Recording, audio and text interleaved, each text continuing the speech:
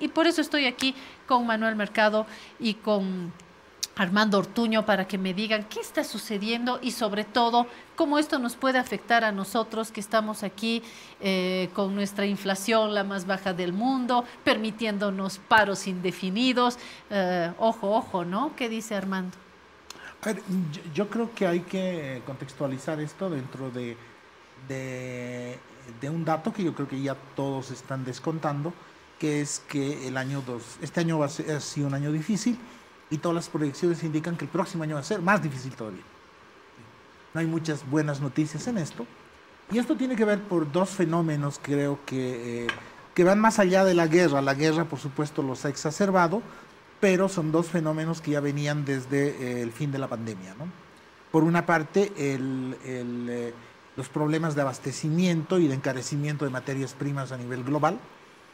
Obviamente el tema de la guerra ha hecho que sea más complicado el tema del petróleo y el tema de los cereales, pero si tú ves, Claudia, veníamos con problemas de aprovisionamiento desde el final de la pandemia, ¿no es cierto? ¿Por qué? Por la desorganización de la logística, de la globalización, las complicaciones de China, etc. Entonces, ya veníamos con una presión sobre los precios. Y eso ha desencadenado este año ya un nivel inflacionario a nivel global bastante elevado. La última estimación es que la inflación interanual en este mes en la Unión Europea es de 10%, es decir, los precios han aumentado en ese periodo en 10%, es la inflación más alta desde hace 25 años, más o menos, en el espacio europeo. Entonces tienes inflación, primer problema, y te digo, no solo es la guerra, creo que viene ya con un tema estructural. Y el segundo elemento, que yo creo que es el más complicado, que se adiciona a esto, es que frente a la inflación, la respuesta de política económica en este momento es de aumentar, la respuesta de los bancos centrales en Europa y en Estados Unidos es de aumentar las tasas de interés. Y si tú aumentas las tasas de interés, entonces lo que tú provocas es una contracción de la actividad económica. Y eso es lo que estamos enfrentando. Y al aumentar las tasas de interés, aumentas el endeudamiento, las tasas en las cuales los países se están endeudando, digamos, y por tanto las deudas públicas de algunos países se están volviendo mucho más caras. Entonces, es casi como una tormenta perfecta, ¿no? Alta inflación, deudas públicas relativamente elevadas después de la pandemia, pero que ahora ya no se pueden financiar o se tienen que financiar a tasas más elevadas. Y por otra parte, frente a eso, decisión de las autoridades monetarias de aumentar la tasa de interés para controlar la inflación, pero al mismo tiempo haces más difícil el endeudamiento.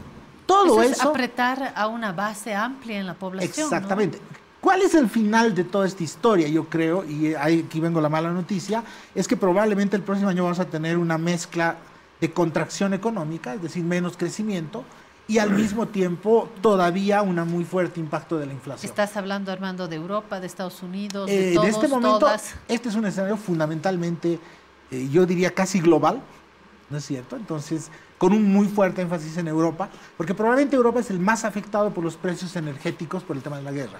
Estados Unidos menos, pero Estados Unidos también está con una alta inflación y ya con señales de agotamiento de la economía. Entonces, y China también está con un nivel de tasa de crecimiento más baja, eso más que todo por su mala gestión del tema COVID. Bueno, ese es en China, un par de líneas sobre eso, Armando, porque justo ahora se ha dado esta reunión de alto nivel en China. Bueno, es que el problema de China tienes dos problemas, ¿no? China hizo una apuesta a lo que se llama la política COVID-0, es decir, aislar y tratar de evitar que haya contaminación por el COVID, que fue probablemente en el primer año una política adecuada. Sin embargo, China decidió continuar con esa política. Mientras todo el resto del mundo nos enfermábamos en sucesivas oleadas, China optó por tratar de reducir al máximo el contagio. El problema que tú tienes es que ya 2 años después de la pandemia, China tiene que seguir aislando regiones y ciudades porque el ritmo de la vacunación tampoco ha ido al ritmo que espera. Bueno, China también son miles de millones de habitantes, ¿no? Y el problema es que eso está generando una contracción económica, ¿no? Y adicionalmente tienes un problema de la explosión de la burbuja inmobiliaria en China, que también ha contraído. ¿Por qué es importante esto? Ahora, lo que tú decís, con eso cierro del panorama, no es bueno, debo decir. ¿Dónde nos afecta? Nos afecta que toda la economía global probablemente el próximo año se contraiga. Entonces, y yo creo que este es un tema importante para Bolivia, porque este año ya fue un año donde creo que las políticas del gobierno permitieron mitigar y en cierto sentido protegieron al país de un contexto extremadamente complicado. Tú lo has dicho, nosotros aquí tenemos una inflación de menos de 1% o alrededor de 1%, mientras la mayor parte de nuestros vecinos están con tasas de más de 5, 6, 7, 8, 10, 15% y algunos mucho más. Y en la propia Europa estás con tasas de inflación de más del 10%, o del 10%. Bueno, ahora, el gran reto para el país es que probablemente nos enfrentamos a otro año difícil, ¿no? Entonces, y ahí empiezan a uno plantearse, yo creo, con seriedad. Y creo que ese es un mensaje que hay que tenerlo a los bolivianos muy claros. La crisis no ha acabado. Hemos resistido bien este año y el reto es estar preparados para resistir el próximo año, en un contexto muy difícil a nivel global. Entonces, concuerdo contigo, a mí me parece un poco extraño de que en un momento en que tendríamos que todos estar concentrados, porque la crisis no se va a acabar a final de año, sino tenemos todavía un año muy difícil, los esfuerzos nacionales deberían dirigirse a estar preparados frente a un contexto económico que va a ser desafiante para el país, ¿no es cierto? Y por tanto, algunos conflictos por ahí creo que resultan medio extraños, cuando el país tendría que estar enfocando su energía hacia este contexto tan complicado, ¿no? Manuel, ni queriendo va a subir el ánimo, es decir, hay un pesimismo con todos estos datos, o guarda en algún rinconcito cierto optimismo. La esperanza es lo último que se pierde, dicen, evidentemente. Yo quisiera verle el lado positivo, pero voy a comenzar acentuando algunos de los rasgos que ha planteado Armando. Desde otra perspectiva, o sea, estamos a nivel global ante un cambio de era. No habíamos visto una ruptura del orden global de esta magnitud desde alrededor de la Primera Guerra Mundial, es decir, un siglo.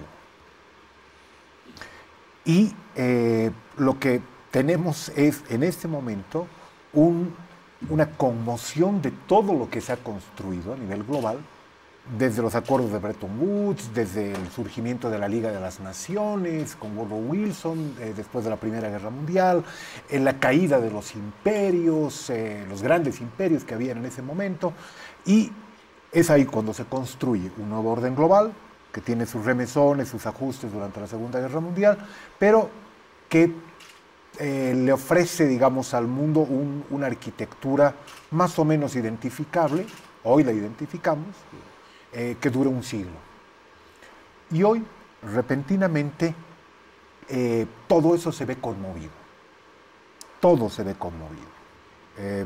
Voy a decir una barbaridad, pero, por ejemplo, creo que Putin ya ganó la guerra el momento que surgieron las sanciones.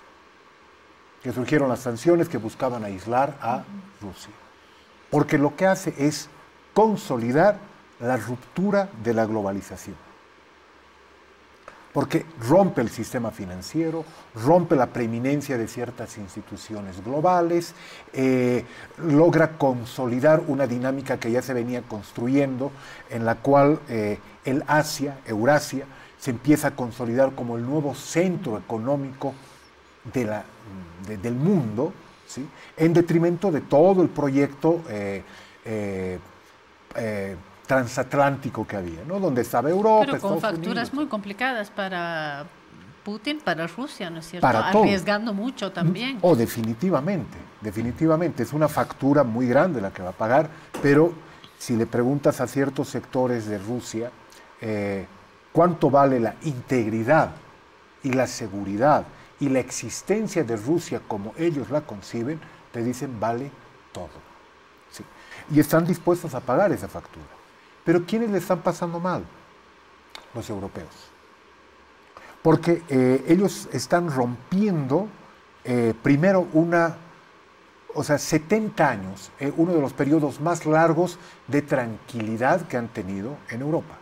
Sí, porque desde la Segunda Guerra Mundial, aparte de los bombardeos que se le ocurrió a la OTAN en su momento contra la ex Yugoslavia, que terminó con la balcanización y todo lo demás que conocemos, ha sido un periodo extremadamente largo de paz. Han podido construir estados de bienestar y han podido construir una base económica y una preeminencia a nivel global muy importante, basándose en dos premisas: energía barata de parte de Rusia, al menos eso desde el 89, desde la caída del muro de Berlín, y seguridad garantizada por Estados Unidos. Aparte de enviar algunas unidades militares y hacer una presencia más o menos simbólica en las guerras coloniales que ha llevado adelante Estados Unidos durante los últimos 50 años, no ha tenido un costo político muy grande ni un esfuerzo muy grande Europa en ese sentido. Ha tenido un periodo de bonanza, un periodo de crecimiento y de consolidación, que, lo decía ni más ni menos que Trump, le ha salido bastante barato, porque quien llevaba sobre sus espaldas toda esa arquitectura global, la parte dura, pero también el bocado de león, en términos económicos, era Estados Unidos. Hoy se acabó eso. Se acabó la paz, se acabó la energía barata, se acabó un esquema de relacionamiento que era muy, muy bueno para ellos con los mercados y las grandes factorías asiáticas, China, Japón, es decir, se ha acabado esa arquitectura. Y hoy, repentinamente, en cuestión de 6 meses, lo que tienes es la posibilidad de un quiebre real de la Unión Europea. Ya se fue Inglaterra, con el Brexit, definitivamente. Yo creo que nunca entró, Manuel. No, definitivamente nunca entró, porque fueron los únicos que no entraron al euro. O sea, con la libra esterlina, no sobrevaluada, pero con un valor mucho mayor que el euro, que el dólar, estaban en un buen escenario, ¿no? Entonces, estamos ante un escenario tremendamente complejo, donde Europa está viendo que se acabó un periodo que le fue muy beneficioso durante mucho tiempo en términos económicos, sociales, culturales, simbólicos, y eso obviamente agudizado ahora por factores económicos. Me tengo que ir a la pausa. Les agradezco estar acá en el programa. Voy a abusar, por favor, una línea para Bolivia, una recomendación concreta, y Manuela hará otra. Armando, recomendación para Bolivia. No, yo creo que ya lo dije. A mí me parece que el contexto internacional está tan incierto a nivel económico y político, y el país tiene que pensar en cómo va a gestionar y cómo va a manejarse ¿Alguna medida en un entorno específica que te parezca clave? Es que yo creo que el tema es económico. La batalla está en la economía ahorita. Eso es decir, yo no sé en el país si somos conscientes de eso.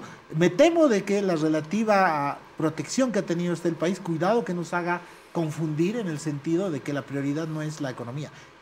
Creo que con más razón la prioridad ahora es economía, economía y economía el próximo año. Complementaría, veamos con cuidado las tensiones internas que tenemos, pero en clave más grande. También en clave geopolítica interna. Podemos pensarnos como un país viable en ese tremendo escenario que les estaba comentando, que muchos lo conocen con mayor detenimiento, con mayor profundidad.